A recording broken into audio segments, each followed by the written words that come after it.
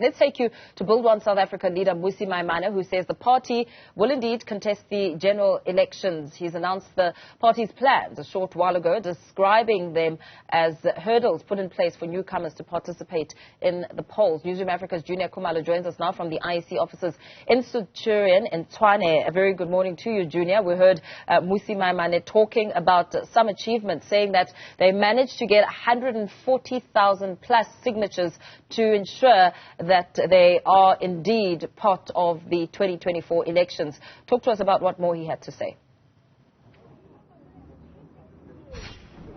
Indeed, Mpho, when we came here to the IEC headquarters in Centurion this morning, there was a bit of uncertainty as to what the Build One South Africa leader, Mmusi Maimane, was actually going to speak about. We have seen some parties such as Change.Now dropping out of the race for the general elections this year. So the expectation was that maybe Bosa leader Mmusi Maimane would have also spoken about that. But no, he actually said that despite there being a need for about 60,000 votes for them to take part in this year's elections, they actually managed to get about 140,000 signatures. But despite managing to meet the threshold by the IEC that has been put in place by the IEC, the party is still unhappy about some of the hurdles that have been put in place. So we have the Build One South Africa Deputy President Unobantu Webster.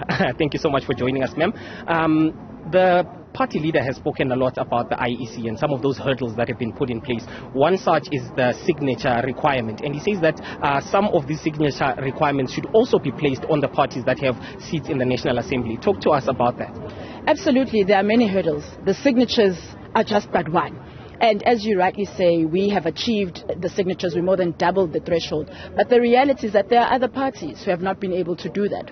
And so the first most important thing is to understand that us having even taken this to the Constitutional Court is not just about Build One SA. This is about democracy in South Africa. This is about being able to participate in democracy. It's about leaders like myself who are able to co-found a party and be able to say, as a leader in South Africa, I want to be able to participate in changing this country. And there are many more. Some of them sit within Build One SA. Some of them are now wanting to contest as their own parties. And they need to be able to do that. And the system and the process needs to enable democracy in that way. So it's not just about the signatures. It also is about other things such as the lack of voter education that has happened. We have been on the ground. Fortunately for us, we are a party that is recognized by people on the ground. We made sure, even before we launched, that we would get a mandate from the people. And so we were able to get that mandate. But the trust is much more difficult for a party, for instance, that isn't as well known, because people don't understand what the signatures are for. There's been no education about that. So there have been a number of impediments.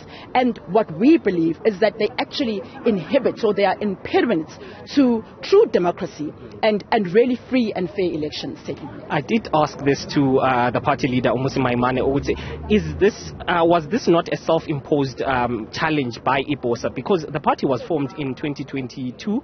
Other parties that were formed in 2023 have managed to actually get those signatures. What is your response to that? There are a number of issues. The first is that we were committed to, and still remain committed to, challenging this. Because there's an unfairness that sits in this process. The parties which already sit in Parliament do not have to go through this process. That means that you assume that because they had support 5 years ago, they still have the support and the mandate from South Africans now to be able to contest. That's the first thing. The second is that when this process took place, we were, like I say, going to challenge it. We still are challenging it. And so that was part of the process that we were taking.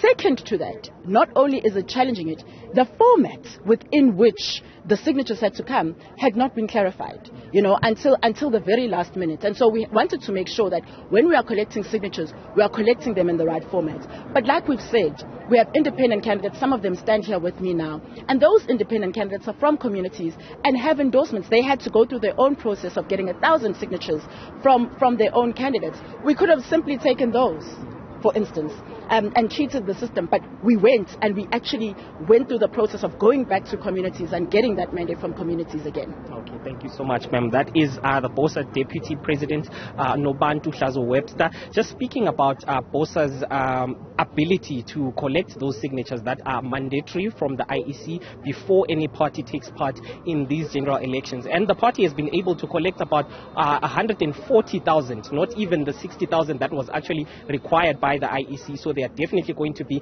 on the ballot box contesting for the national and the provincial elections come 29 May.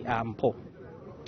Very well. Juniour Khumalo giving us a sense of some of the reaction on the ground, with Bosa having said that come the elections on the 29th of May, they are ready to participate.